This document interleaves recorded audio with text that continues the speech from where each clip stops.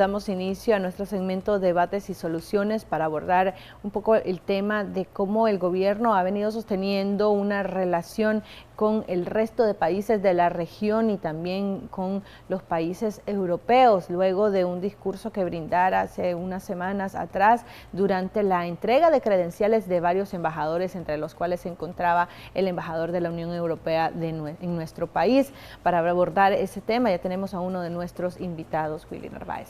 Así es, Michelle Polanco, ya saben nuestros amigos televidentes que pueden participar en este programa enviando sus audios a través de nuestra línea de WhatsApp, haciéndolo de manera corta y con el respeto hacia nuestros invitados. Le damos la bienvenida al analista político Edgar Parrales. Buenos días. Qué bueno. Muchas gracias con nosotros. Gracias, Michelle. Bienvenido. Un gusto estar con ustedes. Don Edgar, sorprende el hecho que a veces uno pues ni siquiera se necesita ser diplomático como para saber que si las relaciones están tensas en cualquiera de nuestros círculos y queremos buscar una solución, debemos de tener un discurso amigable y tratar de encaminarnos hacia la solución de cualquier circunstancia. Sin embargo, sorprenden la posición del gobierno cuando no aprovecha que tiene a distintos diplomáticos y poder, pues, como decimos el buen nicaragüense, hacer las paces. Sí. Bueno, yo creo que mínimo es de sentido común, ¿verdad? El comportarse de una forma adecuada, no solo en las relaciones individuales, sino también en las relaciones públicas, sean nacionales o sean internacionales. Mira, la política es un arte y al mismo tiempo es una ciencia. Como arte, la política pide comportamientos y actitudes de altura, de manera que el ser humano en ello ponga de manifiesto lo más granado, lo más sublime, lo de mayor valor que el ser humano tiene dentro de su espíritu. Y como ciencia, pues implica aquella sabiduría para saberse relacionar de una manera que aun cuando se esté en situaciones de contradicción, se mantenga siempre una altura en el comportamiento. El filósofo griego Platón, ya unos 2400 años hace, diciendo cuáles eran las virtudes que debían de adornar a la ciudadanía, reservaba para los gobernantes la virtud de la prudencia. Decía que el gobernante debe ser prudente. Y un señor que ya analizaba los comportamientos humanos hace 2400 años. ¿Qué tal si todos los gobernantes y los hombres de la vida pública en su actuar se manejaran conforme a este principio, ¿verdad?, de ser prudentes en su actuar?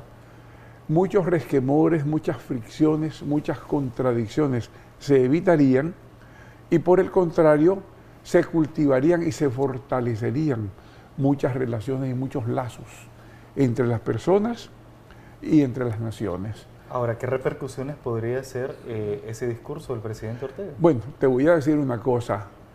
Este gobierno, si por algo se ha caracterizado, es por la torpeza. La torpeza y por un comportamiento que raya en lo ordinario. Es decir, no es lo mismo que te relaciones con una persona individual a título personal, que te relaciones con agentes diplomáticos que representan a otra sociedad, a otro país soberano. En eso uno tiene que ser sumamente delicado, sumamente cauteloso, sumamente respetuoso, aun cuando haya contradicciones, aun cuando, digamos, se piense de manera diferente y se tengan posiciones diferentes. La conducta que tuvo el gobernante Daniel Ortega el día de la presentación de credenciales de diplomáticos representantes de otros países fue verdaderamente lamentable, totalmente lamentable. Fue una conducta carente de sentido común, carente de lógica, carente de sensibilidad, carente de respeto, carente de protocolo, ¿ya? ¿Por qué? Porque realmente no se puede tratar a estas personas, a nadie en principio, menos a quien está representando a sectores, a países u organismos soberanos, a tratarlos de esa manera, aprovechándose que está ahí sentado y lanzarle una andanada de epítetos y de ofensa, ¿verdad? A su país o a su organización. Y lo más lamentable, lo más contradictorio y chocante es que después de insultar se pone a pedir, ¿verdad? Y se pone a pedir a quienes esté insultando. Eso es realmente bochornoso. Si ya por sí lo primero, digamos, desdice de cualquier gobernante y desacredita al gobierno y al país al que representa, todavía es un espectáculo más patético cuando después de insultar se pone a pedir. Y dice, pedimos a la sociedad internacional que nos coopere incondicionalmente. Yo pregunto, ¿qué organismo o qué país ayuda incondicionalmente? Ninguno. Todos ayudan condicionadamente. Los organismos internacionales, cuando vas a pedir fondos para actividades que vas a realizar como gobierno, ¿qué te dice? Te presto estos 50 millones para la construcción de la carretera tal. Para eso te lo dan. Es un condicionamiento. Te presto este tanto por ciento para la edificación del hospital tal en tal lugar.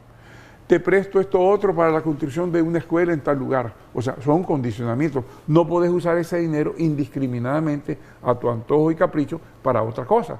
Tiene que ser para eso. Algunos ¿verdad? podrían decir la cooperación venezolana es lo más ideal, que así deberían de comportarse los otros. Obviamente, pero ya ves, la cooperación venezolana fue prestada incondicionalmente. ¿Y qué pasó? En vez de pasar ese dinero a las arcas del Estado, pasó a los bolsillos particulares, ¿verdad? Ahí no hubo condicionalidad y sí hubo abuso del préstamo o de la ayuda concedida. Y debe ser de preocupación de los nicaragüenses sobre la... Y de todo el mundo. Fíjate, por ejemplo, eso que te estoy poniendo como ejemplo de cómo debe ser, pues, cómo es en realidad la relación de los préstamos y de la ayuda de las organizaciones internacionales, pasa lo mismo con los gobiernos. Por ejemplo, la Unión Europea tiene dos ejes fundamentales en su esencia como unión. Uno, el respeto y vigencia de los derechos humanos, y otro, la promoción de la democracia y práctica de la democracia, ¿verdad? Eso es lo que les interesa a ellos, porque esos son sus valores. Entonces, ¿cómo va a ponerse la Unión Europea a prestar ayuda económica, por ejemplo, a alguien que no respeta los derechos humanos y que no respeta la democracia? Sería un contrasentido, es decir, estoy dando mi dinero para algo que es contradictorio con mis valores. No lo van a hacer. Fíjate que, por ejemplo, cuando la Unión Europea va creciendo, porque empezó primero con 3 o 4 países y ahora son 28, ¿verdad? Cuando algunos de los países del este europeo querían, ya después de desaparecida la Unión Soviética, querían entrar a la Unión Europea, les dijeron, ustedes todavía no pueden, porque tienen que crecer en el respeto a los derechos humanos. Hasta que se vea que verdaderamente los derechos humanos en su país tienen plena vigencia, podrán ser incorporados a nuestra alianza. Y así fue, así entraron.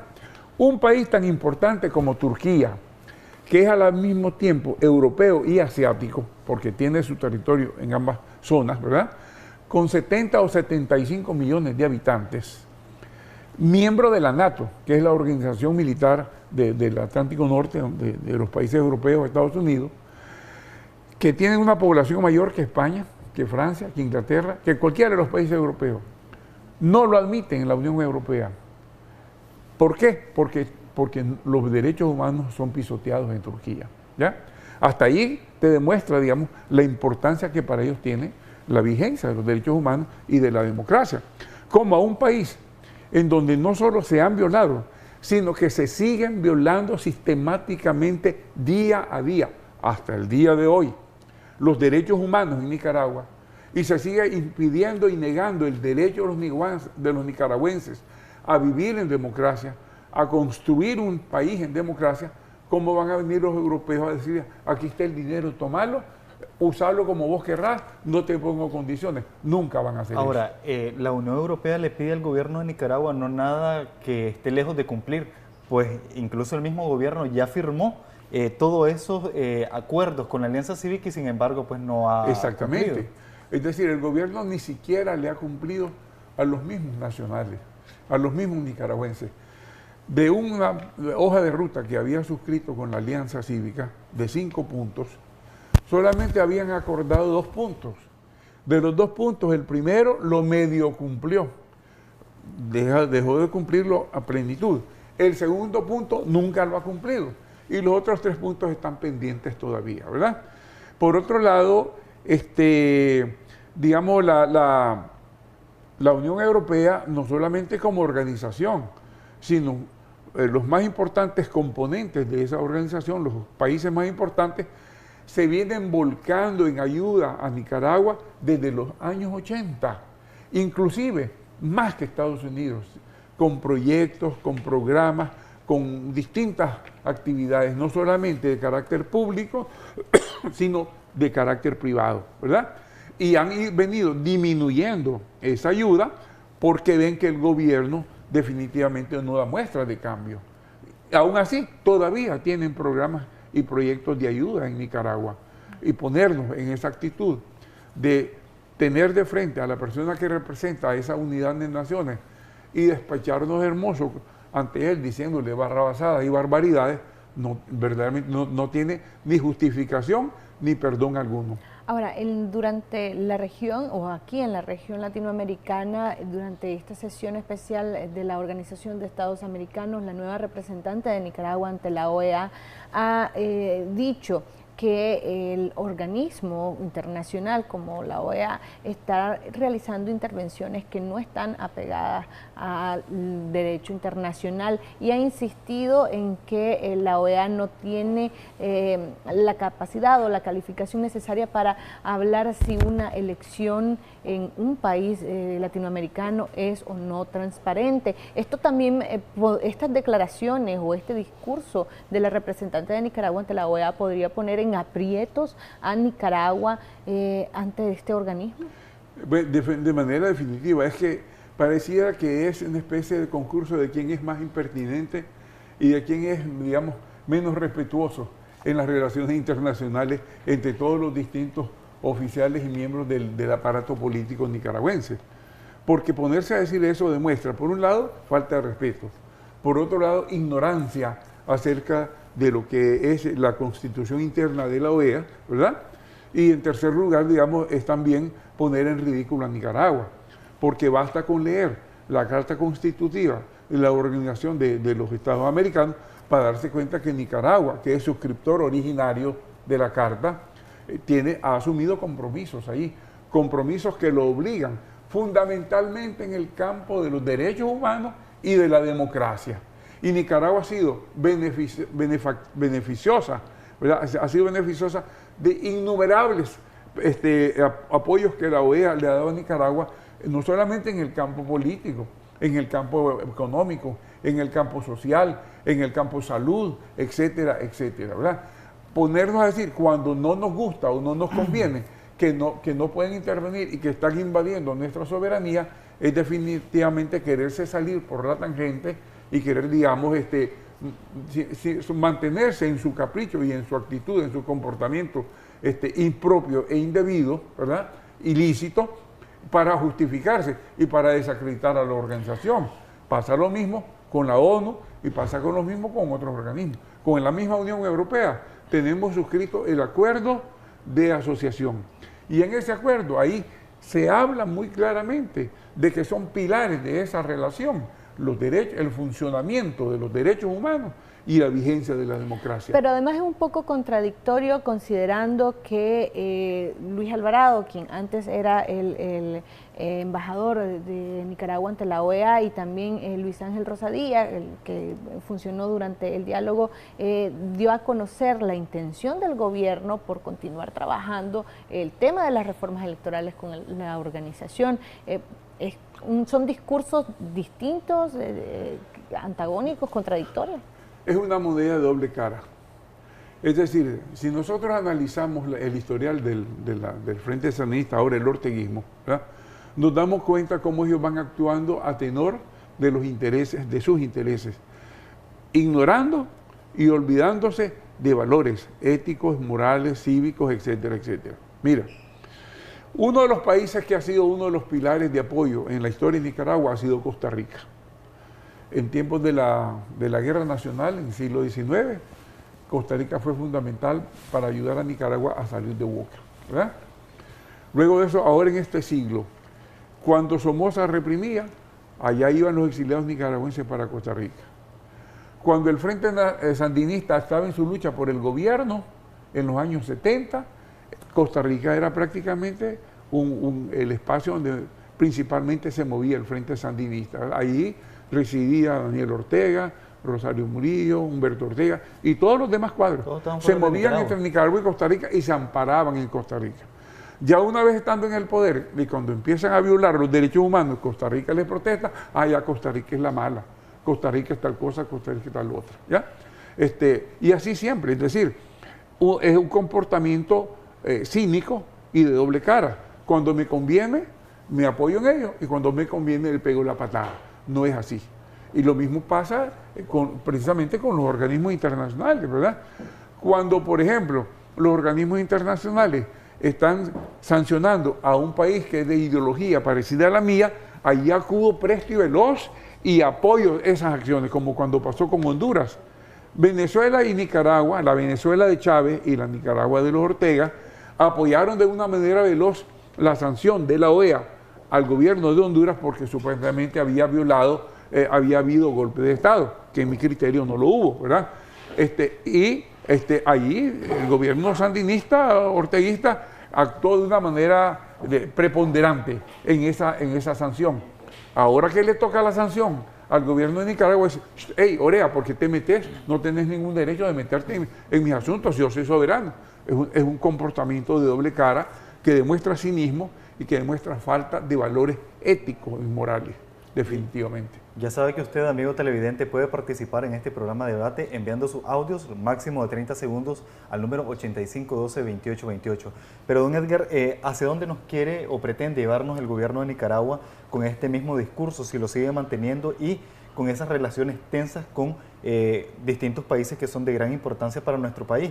Porque ya hemos visto que, a pesar de que él ha mantenido esta postura, únicamente quienes creen lo que él dice solamente son países que llevan la misma línea prácticamente de él y que son cuestionados por la comunidad internacional. Bueno, prácticamente el comportamiento de este gobierno es un comportamiento obcecado, obtuso, ciego, recalcitrante, que está dispuesto a salirse con la suya a toda costa, no importando con quién se enemista, no importando a quién atropella, no importando a quién le viola sus derechos.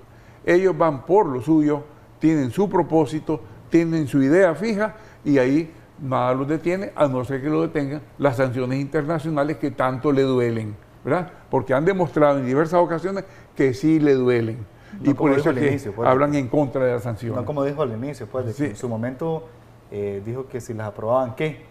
Después el diputado Gustavo Porras dijo que era un honor, pues, para él ser sancionado, pues, y ahora ya vemos de que prácticamente sí vemos de que están muy afectados y por eso critican a la misma oposición. En el 19 de julio, en el acto del 19 de julio, ahí abogó porque las sanciones se suprimieran. En otra actividad que en otro momento hizo lo mismo. Y en este momento en que también ahí prácticamente hizo el hazmerreír del embajador de la Unión Europea y en la persona de él ofendió a la Unión Europea, ¿verdad? Y lampaseó con ella prácticamente, ahí mismo también volvió a decir quítenme las sanciones porque me duelen, ¿verdad? Lo mismo cuando habló en el acto en que exaltó de manera manipulada la figura del obispo de León, Monseñor Simeón Pereira y Castellón, hizo lo mismo. Todo eso es demostrativo que sí le duelen las sanciones, ¿verdad?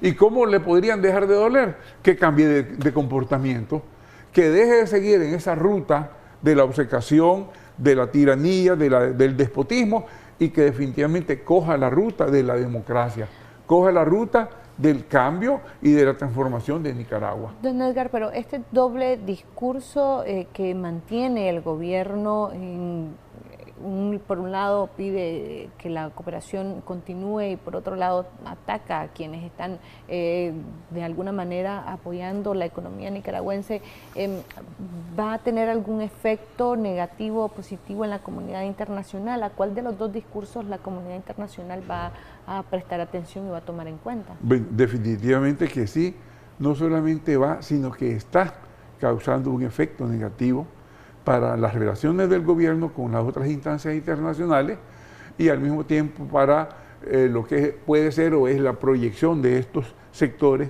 organismos o países hacia Nicaragua en cuanto a la cooperación. De hecho, la cooperación se ha ido reduciendo. Y las perspectivas son de que se va a reducir más todavía. Mientras el gobierno sigue en esta actitud, eso seguirá. Y ahora que se presente el informe de la Comisión Especial de la OEA para Nicaragua, que tengo entendido que está previsto para el 11 de noviembre en sesión del Consejo Permanente, y ahí salga el informe de esta comisión, que no creo que vaya a ser algo positivo para este gobierno, ¿verdad? Ahí empezará una nueva escalada de incremento de las sanciones, no solamente por parte de la OEA, sino por parte de la Unión Europea, que está precisamente pendiente y esperando ese informe, ¿verdad? Y lo mismo los gobiernos norteamericanos y canadienses. ¿Ese informe podría ser esencial para más sanciones para el gobierno? Obviamente que sí, obviamente que sí. Ya los europeos lo dijeron, vamos a esperar a ver qué dice el informe. Ya lo dijeron, ¿verdad? Y ya tienen listo, digamos, un marco normativo tipificador de comportamientos criminales en Nicaragua para simplemente aplicarlo. Tienen la lista de las personas, ya solamente van a aplicar. Don Edgar, pero bueno, en el marco de la Organización de Estados Americanos aún no se cuentan con los votos necesarios para aplicar la Carta Democrática. ¿El informe podría estar encaminado hacia otro tipo de sanciones o de vistas? Algunos hablan acerca de nombrar al gobierno del presidente Ortega como ilegítimo de origen. Bueno, podría ser, porque de hecho, yo lo he sostenido siempre, es ilegítimo de origen. De hecho, yo siempre lo he sostenido. Pudiera ser otro camino, ¿verdad? Porque desde el 2007, que ganó supuestamente las elecciones, es un gobierno elegido en base al fraude. Y a partir de ese fraude vino una cadena de otros fraudes que lo tienen allí, ¿verdad? Pero es una suma de fraudes que ha venido dándose desde 2007, que perfectamente puede decirse, ahí hay una ilegitimidad de origen y después una ilegitimidad de comportamiento también, ¿verdad? ¿Qué implica el que se nombre a un gobierno o a un representante, a un presidente ilegítimo de origen? ¿Cuáles podrían ser las consecuencias? ¿Tienen los mismos efectos que la aplicación de la Carta Democrática o no? Podría en cierta medida, pero con ciertas diferencias también, porque la Carta Democrática lo que establece es que al país se le aparta de la vida activa de la organización, aunque siga siendo miembro. Lo otro implicaría, digamos, que ya sea a nivel individual o a nivel de organización, digamos, se tomen acciones en contra del gobierno de Nicaragua, aún estando como miembro activo, ¿verdad?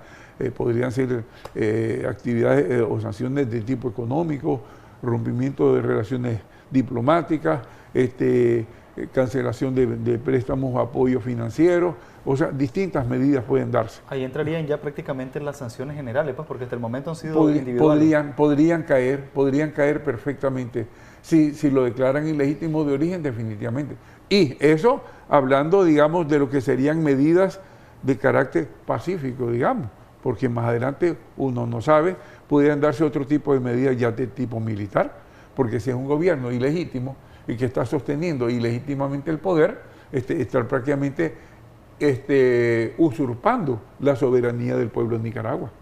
¿Cuántos votos se requiere, por ejemplo, para nombrar a un Estado, a un gobierno como ilegítimo de origen, y cuántos votos se requieren para aplicar la Carta Democrática? Bueno, para aplicar la Carta Democrática son 24 votos.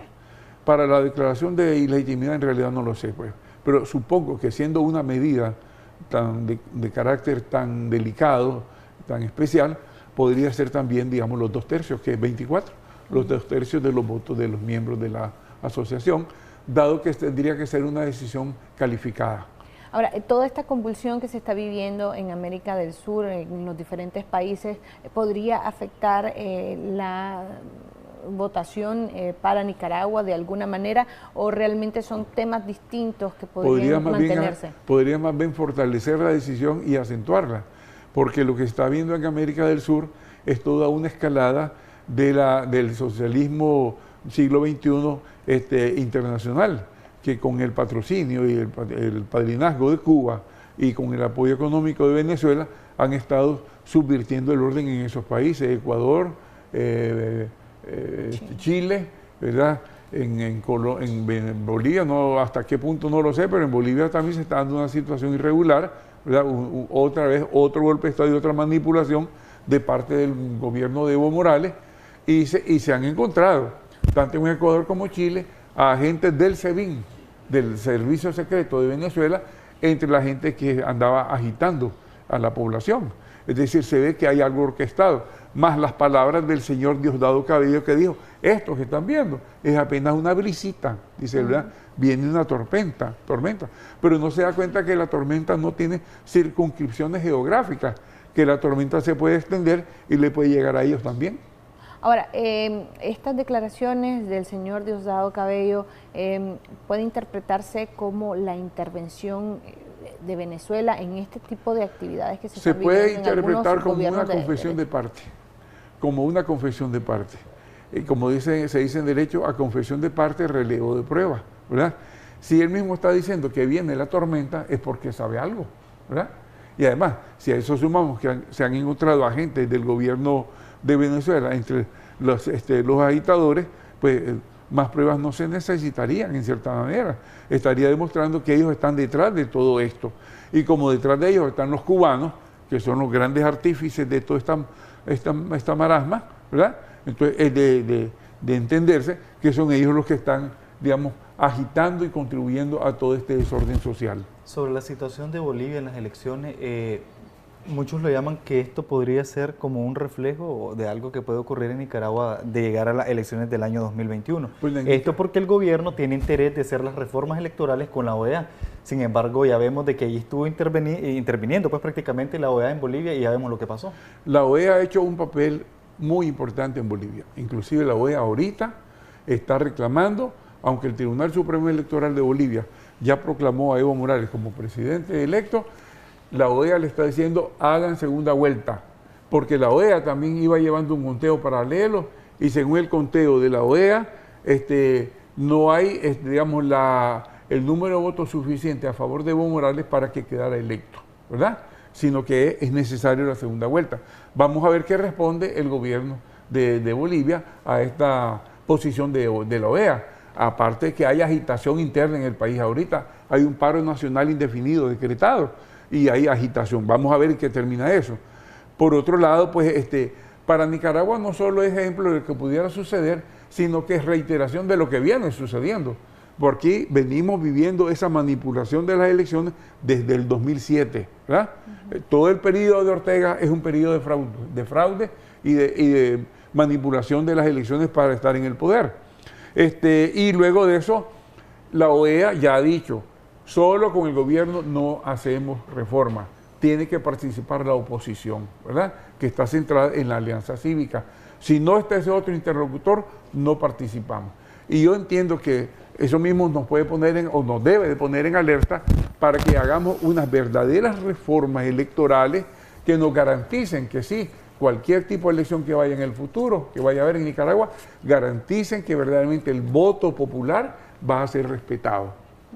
Tenemos unos audios de nuestros televidentes que nos gustaría que usted escuchara y que también diera su comentario o respondiera a alguna de las inquietudes. Vamos a escuchar el primero de los audios, muchachos. Buenos días. Si en el 2021, que sean las elecciones, llegara a ganar el Frente Sandinista, ¿qué posición tomarían ustedes? Vamos a escuchar el siguiente de los audios. Buenos días. ¿Usted cree que en realidad pudiera haber un cambio que beneficie a los nicaragüenses? ¿Usted cree que saliendo Daniel Ortega pudieran seguir los programas sociales estando en manos de la alianza cívica? ¿Cree que la economía podría seguir adelante y todos los beneficios que tiene la gente pobre, o solo sería para la gente rica el cambio? Ok, muchísimas gracias por su intervención. El primero de los audios hablaba, don Edgar, de que si en el 2021 llegase a ganar el partido de gobierno, ¿cuál sería la postura o la posición que se tomaría luego de esto? Depende. Si en un proceso electoral ya objeto de reformas y de reformas exhaustivas y completas, con garantía de observación internacional y con transparencia, lo ganase el gobierno, el país, el partido de gobierno, y lo ganase limpiamente, no hay nada que objetarle, ¿verdad? Pero si no se dan esas transformaciones, esos cambios, y el gobierno hace unas elecciones que a toda vista serían fraudulentas, obviamente que habrá que seguir siempre, digamos, haciéndole oposición y propugnando porque se establezca verdaderamente una democracia. ¿Ya? Así sería, pues, porque si ganan y ellos participan legalmente y ganan, pues no hay nada que objetarle. Pero hay que ver que sea verdaderamente en un proceso limpio electoral, ¿verdad? El siguiente de los amigos preguntaba que si, bueno, saliendo Ortega, llegar a tomar el poder, pues, un partido de oposición, ¿en realidad beneficiaría a los más pobres o a los más ricos? Pues ¿Mantendría los mismos programas sociales? No, se trata de construir un país que tenga desarrollo para todos, ¿verdad? Volver a un esquema como el que hemos tenido antes no sería ningún cambio, ningún avance. Y lo que se pretende es construir un país en donde todos los ciudadanos participen en la medida, digamos, proporcional que corresponda de los beneficios de ser parte de esa sociedad, de esta sociedad. Obviamente esos cambios no pueden venir de la noche a la mañana porque es todo un proceso. Los mismos economistas dicen que aún cambiando el gobierno, la recuperación económica tardará como 5 años, ¿verdad? Dicen los especialistas en el campo, en el terreno económico. Y obviamente hay que hacer muchas transformaciones, hay que cambiar instituciones, hay que hacer una remoción en la policía, si no remoción, por lo menos en todo caso habría que hacer, digamos, un cambio con una nueva institución. Hay que hacer cambios en el ejército, hay que hacer una remoción también en todo el aparato estatal, ¿verdad? Y hay que hacer muchísimos cambios en todos los campos. Es un proceso que nos embarca, que nos, digamos, compromete a todos para participar de un proceso que lo importante es que camine, que vaya siempre en marcha y que nos permita ir construyendo la sociedad democrática que todos queremos, ¿verdad? Como dice, parodiando aquella frase de un himno que dice, la marcha hacia la victoria no se detiene, yo puedo decir, la marcha hacia la democracia, pese al gobierno orteguista, no se detiene.